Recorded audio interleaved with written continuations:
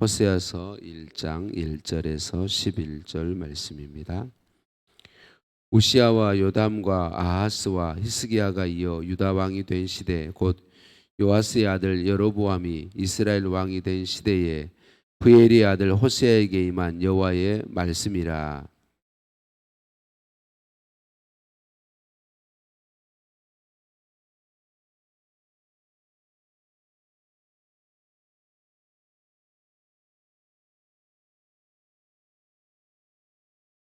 이에 그가 가서 디블라임의 딸 고멜을 맞이하였더니 고멜이 임신하여 아들을 낳음에,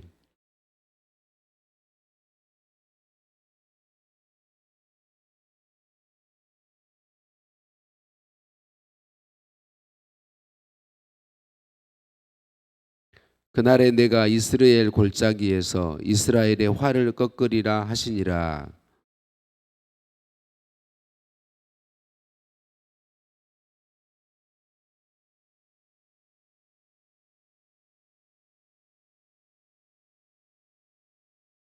그러나 내가 유다 족속을 긍휼히 여겨 그들의 하나님 여호와로 구원하겠고 활과 칼이나 전쟁이나 말과 마병으로 구원하지 아니하리라 하시니라.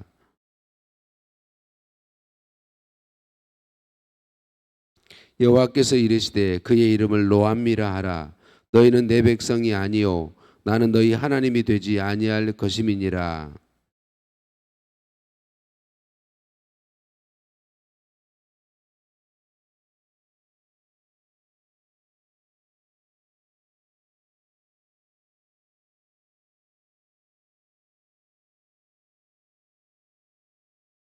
이에 유다 자손과 이스라엘 자손이 함께 모여 한 우두머리를 세우고 그 땅에서부터 올라오리니 이스라엘의 날이 클 것임이로다.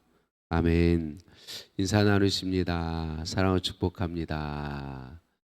사랑을 축복합니다. 할렐루야. 우리를 사랑하신 하나님께 찬양과 감사를 올려 드립니다. 오늘부터 호세아서 말씀으로 은혜 나누게 되는데요. 호세아서는 하나님께서 호세아 선지자로 하여금 음란한 여인 고멜을 아내로 맞아서 사랑하게 함을 통하여 하나님의 사랑을 말씀해 주고 있습니다.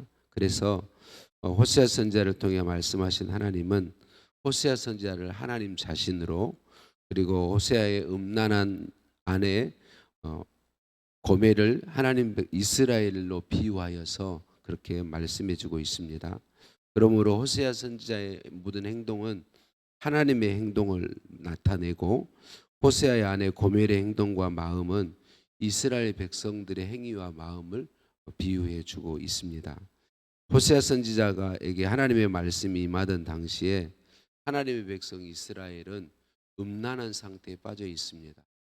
호세아의 아내 고멜이 음란한 여인이었던 것 같이 이스라엘 백성이 하나님을 떠나서 온갖 우상들에게 빠져 있었다라고 하는 거죠. 그래서 영적 음란을 그렇게 표현하고 있습니다.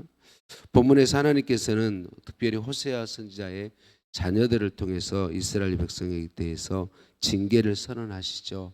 첫째 아이를 낳았는데 이스르엘이라고 지으라고 말씀하시죠. 이스라엘의 뜻은 하나님께서 흩으신다, 그런 뜻이죠. 둘째 이름은 로루하마이에요. 긍휼히 여김을 받지 못한다, 긍휼히 여기지 않겠다라고 하는 것이죠. 셋째 이름은 로암미라고, 그 뜻은 내 백성이 아니다, 이렇게 하나님이 말씀하십니다.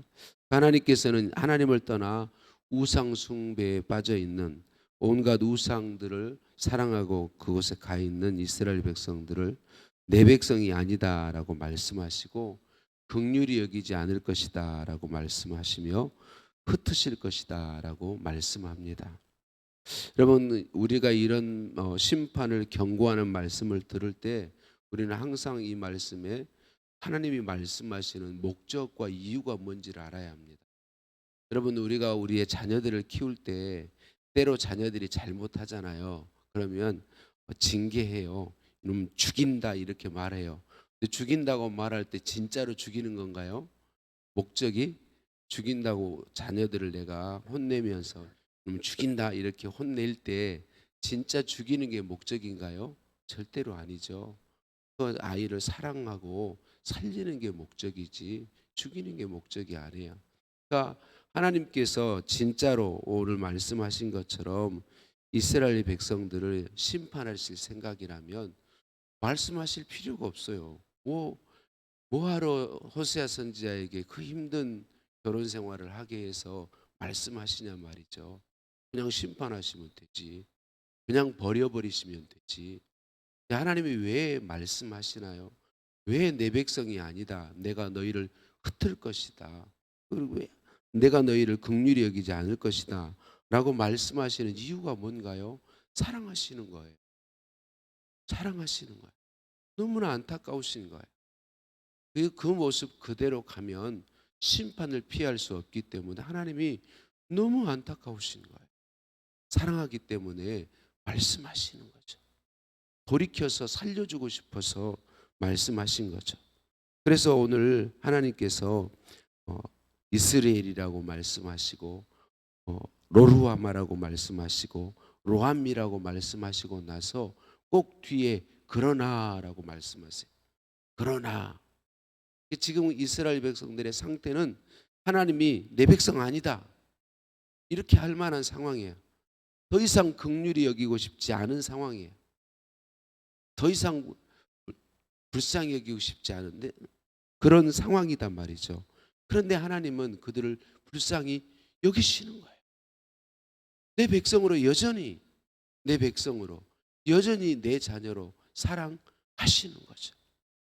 그래서 말씀하시고 심판을 경고하시지만 반드시 그들을 다시 회복시키시겠다고 사랑하시겠다고 그들에게 긍휼을 베풀고 계시고 긍휼히 여겨주시겠다고 말씀하고 있는 것이죠. 여러분 우리는 하나님의 말씀의 경고를 볼 때에 언제나 그 말씀 안에 담겨진 하나님의 마음을 볼 수 있어야 합니다. 우리의 자녀들이 어린 손자 손녀들이 부모님의 마음을 제대로 알지 못하고 할아버지 할머니의 마음을 제대로 알지 못하고 정말 사랑을 담아서 혼내고 때때로는 징계할 때에 그 자녀들이 손자 손녀들이 반항해서 잘못된 길로 갈 때 얼마나 마음이 아프고 얼마나 괴롭습니까? 우리 하나님의 마음이 언제나 그러하다는 사실을 기억해야 합니다. 하나님이 심판을 경고해 주시는 것은 우리를 사랑하기 때문입니다. 살리고 싶으시기 때문에 그렇습니다. 하나님의 백성이 아니다고 버리고 싶지 않으신 것입니다. 여전히 하나님 백성으로 살게 하고 싶으신 것이죠. 그래서 하나님께서 다시 그러나라고 말씀하시면서 이스라엘 백성들의 수를 많게 하실 것이고 하나님의 백성이라고 하실 것이며 남왕국 유다와 북왕국 이스라엘을 연합시켜서 한 우두머리를 세우고 다시 올라오게 하리라라고 말씀하십니다. 이 한 우두머리 안에서 이스라엘이 회복될 것을 말씀하고 있습니다. 하나님의 사랑으로 그렇게 하시겠다고 말씀하고 있는 것이죠. 우리가 하나님 앞에 늘 범죄하고 올바르지 못함에도 불구하고 여러분 우리가 죄를 지어도 좋다는 말이 절대로 아닙니다. 정말 우리가 예수 그리스도를 구주로 믿고 우리 안에 예수님의 사랑이 부어지고 있으면요 우리는 죄를 절대로 좋아하지 않습니다. 죄를 기뻐하지 않습니다. 연약하여 죄에 넘어지는 것이지 죄를 좋아하지 않습니다. 그러니까 우리가 하나님 앞에 늘 주님 뜻대로 살려고 하지만 넘어질지라도 하나님은 우리를 여전히 사랑하시고 우리에게 심판을 경고해 주심으로 죄를 떠나 하나님을 의지하고 하나님의 은혜와 긍휼 안으로 들어오도록 말씀해 주시는 것이죠. 하나님께서 세우셔서 회복해 하시는 한 우두머리는 누구를 가리키나요? 근데 그 우두머리는 예수 그리스도를 가리키죠. 예수님 안에서 영적 이스라엘을 하나님이 회복시키셨습니다. 이 땅의 사람들은 다 아담이 타락한 이후로 다 심판받아 마땅한 존재들입니다. 하나님의 자녀가 될 자격이 없습니다. 멸망받아 마땅한 존재들이 모든 사람입니다. 그런데 하나님은 예수 그리스도를 보내시고 예수 그리스도를 통하여서 예수 그리스도 안에서 모든 믿는 사람들을 구원하시고 회복시켜 주시고 내 자녀라고 말씀하시고 선포해 주신 것입니다. 사람들이 범죄함으로 잃어버린 영생과 하나님과 함께하는 복과 참된 안식 다 잃어버렸는데, 사람들이 스스로 버려버렸는데, 하나님은 예수 그리스도 안에서 이 모든 것을 회복시켜 주시겠다고 말씀하셨고 회복시켜 주셨습니다. 누구든지 예수님을 구주로 믿으면 영생을 얻습니다. 하나님과 함께 사는 복을 누립니다. 우리들은 예수 믿는 우리는 하나님이 함께하고 계십니다. 우리는 참된 복을 하나님의 품에, 이 땅에서부터 하나님 품에 살면서 여러분 온갖 어려움과 고통 속에서도 안식을 누리는 복을 누립니다. 그리고 진짜 완전한 안식인 영원한 천국에 들어가서 때가 되면 영원한 천국에서 살게 되는 것이죠. 오늘도 우리에게 한없는 은혜와 긍휼을 베푸시는 하나님을 찬양합니다. 그럼 오늘 또 하나님의 말씀이 무서운 경고로 들려주신다면, 하나님의 심판과 경고의 말씀이 들려주실 때 그 말씀에 담겨진 나를 향한 사랑을 저와 여러분이 온전히 볼 수 있었으면 좋겠습니다. 그리고 하나님이 그 사랑으로 내게 주시는 그 말씀과 은혜를 따라 회개하고 나를 바꾸고 하나님의 은혜와 긍휼 십자가 아래 은혜의 보좌로 온전히 나아가는 우리들 모두 되었으면 좋겠습니다. 오늘도 한량없는 은혜로 우리에게 베푸시고 예수 믿는 저와 여러분을 내 자녀라고 말씀해 주시고 함께 하셔서 도우시고 힘 주시고 능력 주시는, 우리를 정말 사랑하시는 우리의 아버지 하나님께 찬양과 감사를 올려드립니다. 하나님 아버지 감사합니다. 오늘도 말씀으로 찾아봐 주시니 감사합니다. 죄에 대한 심판을 말씀하시고 우리에게 경고를 주시니 감사합니다. 그 심판과 경고가 심판이 목적이 아닌 회개케 하여 용서하시고 회복시켜 주심이 목적임을 알게 해 주시니 감사합니다. 예수 그리스도에게 우리의 죄의 값을 다 담당시키시고 예수 그리스도 안에서 우리를 긍휼히 여기시고 우리를 용서하시고 우리에게 은혜 베푸셔서 우리를 회복시키시고 너는 내 자녀다라고 말씀하시고 함께해 주시니 감사합니다. 주님, 우리 모두가 오늘도 전심으로 하나님 앞에 엎드리며 예수 그리스도의 십자가 공로를 의지해 은혜의 보좌 앞에 나아가게 하여 주옵소서. 예수님의 이름으로 기도드립니다. 아멘. 하늘에 계신 우리 아버지, 아버지의 이름을 거룩하게 하시며 아버지의 나라가 오게 하시며 아버지의 뜻이 하늘에서와 같이 땅에서도 이루어지게 하소서. 오늘 우리에게 일용할 양식을 주시고 우리가 우리에게 잘못한 사람을 용서해 준 것 같이 우리 죄를 용서하여 주시고 우리를 시험에 빠지지 않게 하시고 악에서 구하소서. 나라와 권능과 영광이 영원히 아버지의 것입니다. 아멘. 오늘 답심에서 함께 기도하시겠습니다. 주신 말씀 붙잡고 기도하시겠습니다. 어제 저녁에 다니엘 기도회 강사로 세워주신 한창수 목사님이 이런 말씀을 주셨습니다.